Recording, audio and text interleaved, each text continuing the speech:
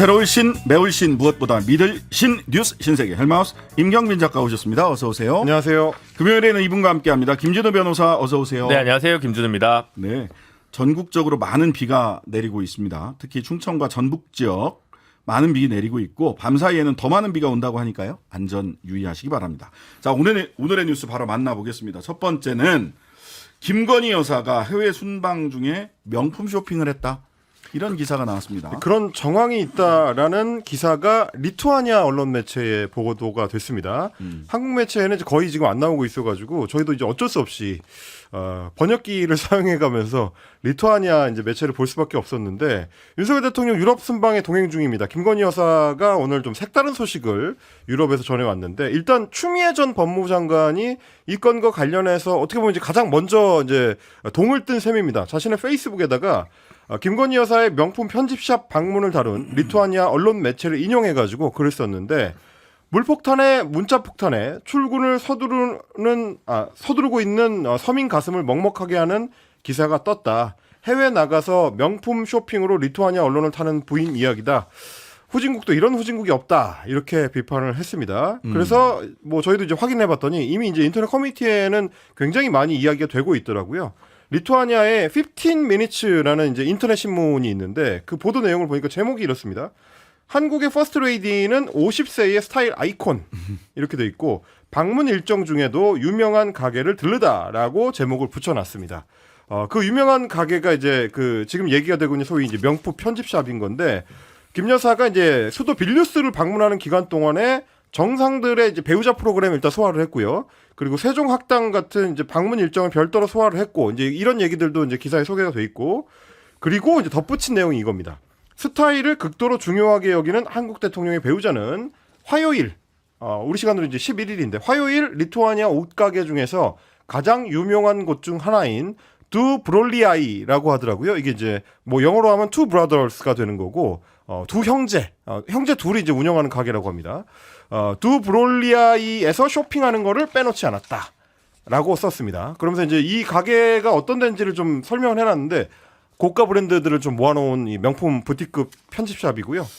인터넷 그 홈쇼핑에 이 그 가게 소개를 해놓은 걸 보니까 수십만 원대 티셔츠라든지 뭐 샌들 뭐 수백만 원대 드레스, 구두 이런 것들이 상품으로 나와 있었습니다. 홈페이지 접속할 수 있더라고요. 저도 들어가 봤어요.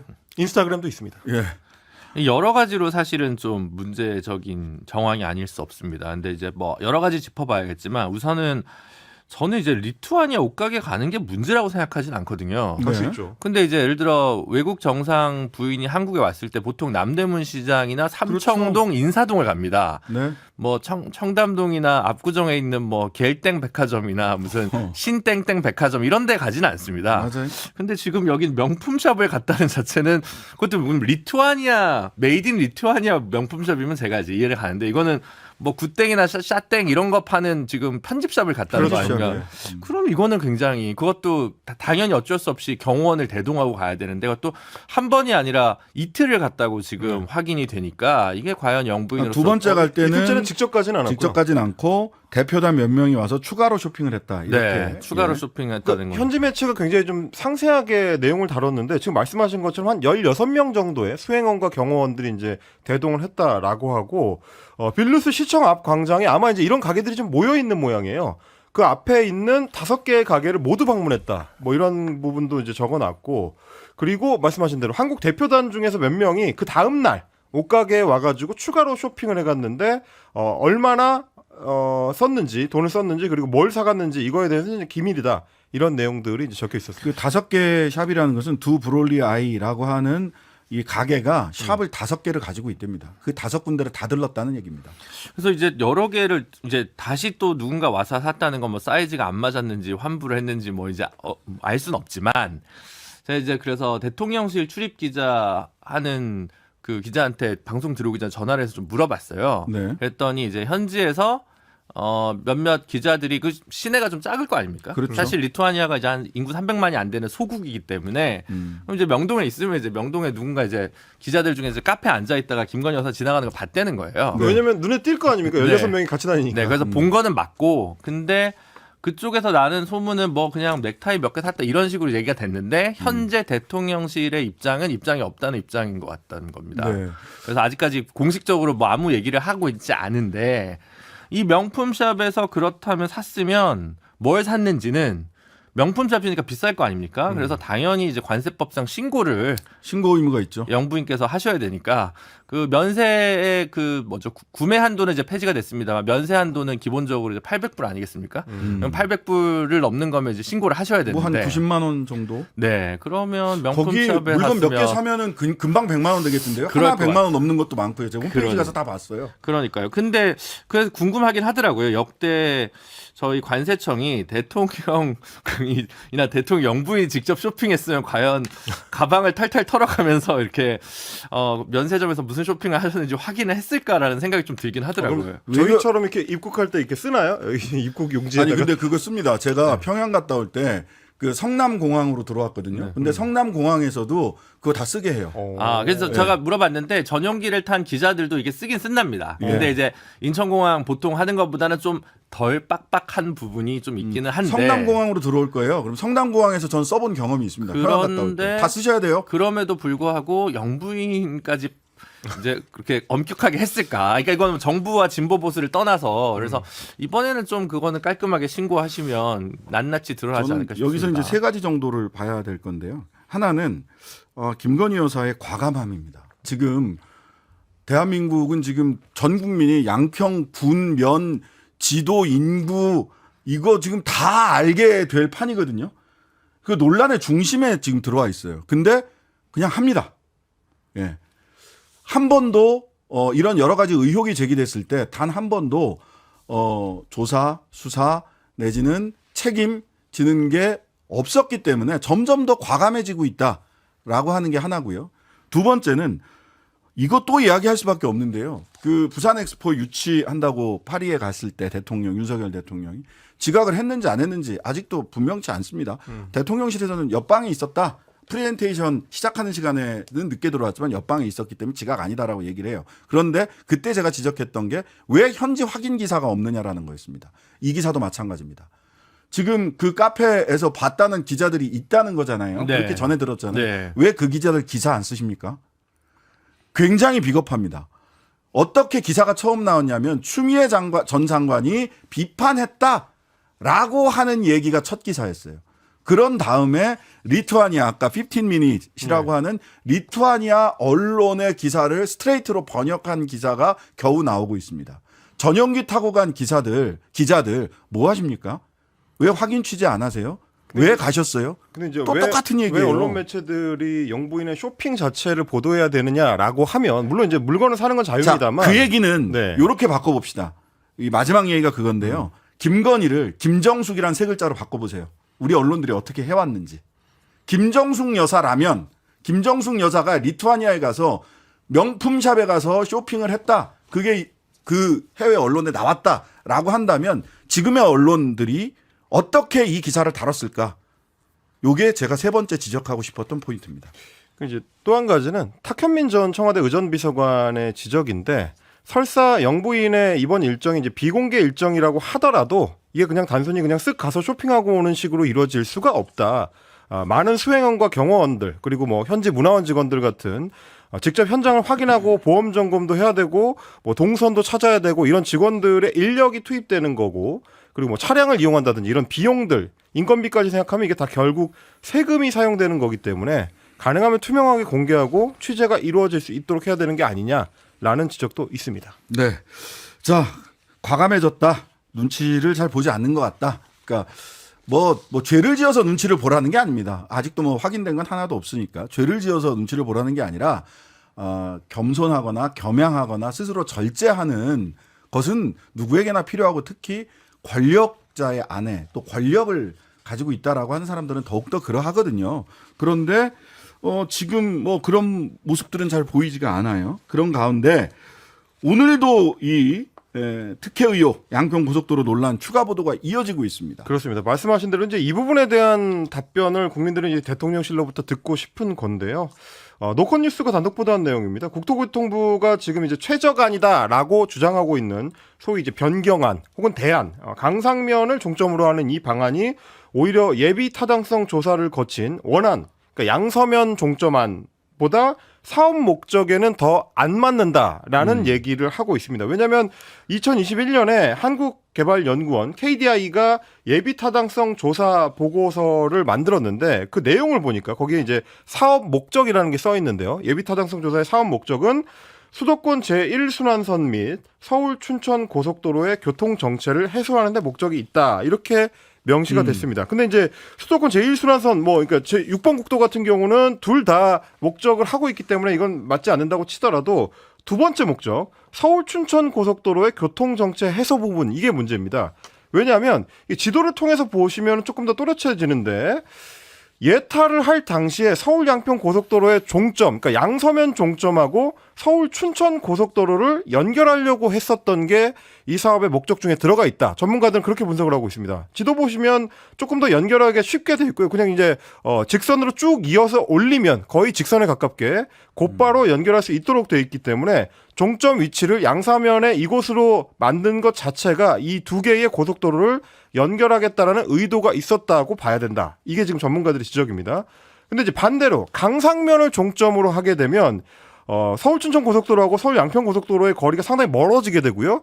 그러면 연결을 하기 위해서 건설 비용이라든지 네. 차량들의 이동 시간이 늘어나게 됩니다. 그리고 추가로 JCT, 그러니까 분기점을 또 만들어야 되기 때문에 비용도 훨씬 많이 늘어나게 된다. 고속도로를 두 번 갈아타야 된다. 이런 점들을 봤을 때 예비 타당성 조사 때 양서면 종점안을 이 목적으로 삼았었던 이유가 결국은 사업의 목적에 부합하기 때문이 아니냐. 이런 지적이 나오고 있는 겁니다. 국토부 같은 경우는 서울 춘천 고속도로와 연결하는 것은 이 사업에서 고려 대상이 아니다라고 오늘 해명을 했어요. 네, 그렇습니다. 근데 예타에서는 분명히 목적으로 이 사업 목적으로 서술이 돼 있는데 어느 쪽 말이 맞는 겁니까? 예타도 국토부에서 발주 주는 거거든요. 기재부 통해서 KDI로 어느 국토부가 맞는 겁니까?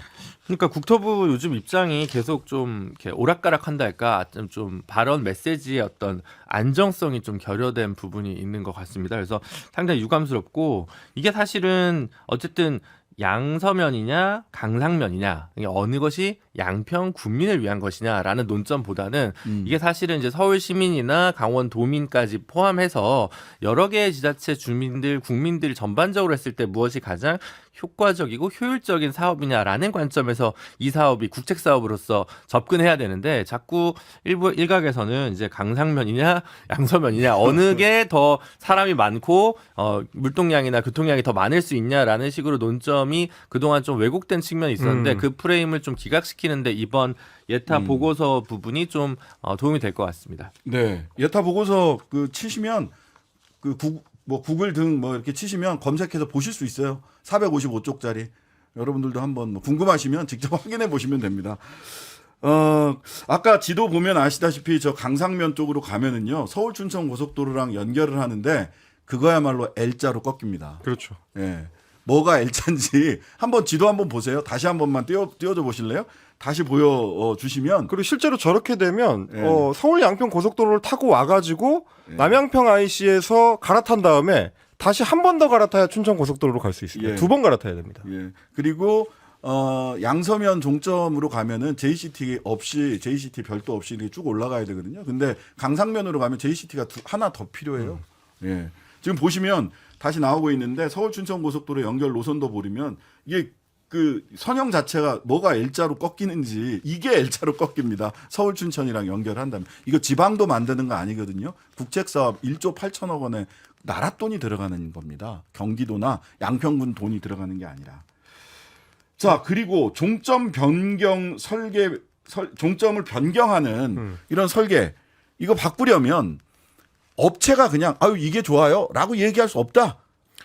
오늘 이제 뉴스버스하고 노컷뉴스가 단독 보도를 연속으로 했는데요. 그러니까 대안 노선을 용역회사가 제안해서 그걸 바탕으로 해가지고 종점을 변경하게 됐다라고 이야기를 했었던 국토부의 설명이 맞지 않는다라는 주장입니다. 그러니까 타당성 평가 용역업체 선정 관련 과업 지시서라는 게 있는데 그거는 이제 타당성 평가를 맡은 용역업체가 뭘 해야 되는지를 이제 고시를 해놓은 내용입니다. 근데 이제 그 내용을 봤더니 설계를 변경하는 조건으로 발주 기간의 방침이 변경돼야 된다. 이제 이런 내용이 있다는 겁니다. 그렇게 되면 결국 이제 국토부의 이제 허가 내지는 어떤 요청이 있어야지만 설계를 바꿀 수 있다는 얘기가 되기 때문에 대한노선을 먼저 제안을 받고 그거에 맞춰서 바꿨다라는 국토부의 설명하고는 잘 안 맞는 부분이다라는 이제 지적인 거고 애초에 발주처 자체 그러니까 갑이라고 할 수 있는 이 사업을 발주한 데가 국토부인데 국토부의 의견을 듣지도 않고 용역업체가 별도로 대한노선을 낼 수 있겠느냐라는 게 대체적인 전문가들의 지적입니다. 이건 너무 당연한 게 바꾸게 되는 노선이 뭐 조금 한 뭐 2, 3% 정도 바꾸는 것도 아니고 기존 노선을 한 55% 정도 바꿔야 되는 사실상 절반 이상 바꿔야 되는 노선인데다가 이 노선의 길이도 길어지고 그리고 이 사업비도 늘어나고 그러니까 본 그 이 사업을 입찰했던 발주처 입장에서 봤을 때는 돈을 더 많이 써야 되고 시간이 더 오래 걸릴 수도 있고 길이도 늘어나고 노선 변경의 폭도 큰 방안을 우리 허락도 받지 않고 의린 이 수행처에서 그대로 했다? 이거를 과연 믿을 수 있겠느냐? 이런 지적들이 전문가들 사이에서 나오고 있는 겁니다. 이거는 그 나라장터에서 용역 사업 따보신 분들이라면 누구나 알 수 있는 당연한 이 과업 겁니다. 지시서도요. 나라장터 가면은 전 국민이 확인하실 수 있어요. 요거 요 과업 지시서도. 이른바 RFP라고 하죠. 그래서 이런 것들은 55% 이상. 오늘 사실은 김동연 지사가 본인이 이제 경제부총리로서의 경험까지 담아서 이제 그 관련 성명서도 새로 냈던데 수정을 한다는 게 뭐 미미하게 있는 소위 이제 예타 이후에 변경된 노선들 대부분 뭐 5% 이내 정도만 변경되는 것이지 이렇게 50% 이상 변경되는 건 유례가 없다라고 좀 지적을 했고요. 그래서 이거는 사실은 실질적으로는 국토부의 사전 교감 없이 이런 일을 할 수는 없다고 보는 게 대체적인 시각이고 저도 그 부분에 동의하고 있습니다. 예, 그 한국갤럽이 지난 11일에서 13일 전국 만 18세 이상 1,001명을 대상으로 진행한 정기 여론조사 자세한 사항은 중앙선거 여론조사 심의위원회 홈페이지 참조하시면 되는데요. 6%포인트 국정운영 지지율이 떨어졌습니다. 이게 이제 한국갤럽의 조사가 대체로 다소 좀 보수적이거나 이게 예. 반영이 좀 천천히 된다라는 게 이제 대체적인 변동이 보수적이란 겁니다. 뭐 이념이 보수 진보가 네네, 아니라 그렇습니다. 변동이 굉장히 보수적이고 천천히 가장 후행하거든요. 그래서 이제 매주 변동폭이 그렇게 크지 않은 걸로 유명한데 예. 이례적으로 좀 큰 변동폭이 나왔습니다. 대통령의 직무 긍정평가율이 32%, 부정평가율이 57%가 나왔는데 지난주에 직무 긍정률이 38%였기 때문에 한 주 만에 6%포인트가 하락한 거고요. 직무 부정률은 지난주에 54%였는데 3%포인트가 올랐습니다. 한국갤럽의 조사치고는 굉장히 좀 이례적이다. 이거는 이렇게 변동폭이 컸던 거는 1년 전에 6월 다섯째 주에 이 정도로 이제 낙폭이 있었는데 그때는 김승희 보건복지부 장관 후보자 그리고 네네. 박순애 교육부 장관 후보자 관련된 인사 논란이 굉장히 좀 크게 일어났을 때입니다. 그때를 빼고는 이번이 이제 두 번째다라고 봐야 될 것 같고 하락 원인에 대해서는 이제 한국갤럽은 가장 좀 중요하게 후쿠시마 원전 오염수 관련 대응을 꼽았습니다. 네. 뭐 설명하기로는 그동안 가능성으로만 보이던 게 이제 기정사실화가 되면서 그리고 또 야권이 이제 거기에 맞춰서 공세를 강화하면서 그동안은 관망하고 있었던 정치 저관심층이라든지 해양수산 관련업의 비중이 높은 남부권 그러니까 특히 PK 지역입니다. 이쪽에서 여론에 영향을 준 것으로 보인다라고 했고요. 그리고 서울 양평 고속도로 관련된 부정평가 이유가 직무 부정평가의 이유로 새로 포함이 된 것도 좀 눈에 띕니다. 네, 김 변호사님. 정치인싸 고정 패널 김 변호사님 어떻게 네. 논평을 좀 해주시죠. 사실 지난주 38% 그대로 유지했을 때 조금 의외라고 생각을 맞아요. 했었습니다. 근데 이제 이번 주에는 그게 한꺼번에 반영되다 보니 충격파가 오히려 더 심할 것 예. 같고 갑자기 이거 원래 예고된 걸 수도 있습니다. 예정된 걸 수도 있습니다만 원희룡 장관이 폴란드에 계시더라고요. 네네. 네, 이제 어떤 대책을 마련해서 같이 귀국할지 어떤 좀 대책이 좀 필요하지 않을까. 양평이라도 원한 사업 추진이라도 하지 않으면 지금 이 문제 그렇게 국정 지지율 간단하게 볼 문제가 아니라라는 네. 민심에 준엄한 경고가 아닐까 싶습니다. 예, 이 지지율과 관련해서는 3부에서 김봉신 조원 CNI 부대표와 자세히 분석해 보도록 하겠습니다. 뉴스 신세계 지금까지 헬마우스 임경빈 작가 김진호 변호사였습니다. 감사합니다. 고맙습니다. 하루 종일 기다려지는 진짜 시사. 평일 저녁 6시 5분 신장식의 뉴스 하이킥.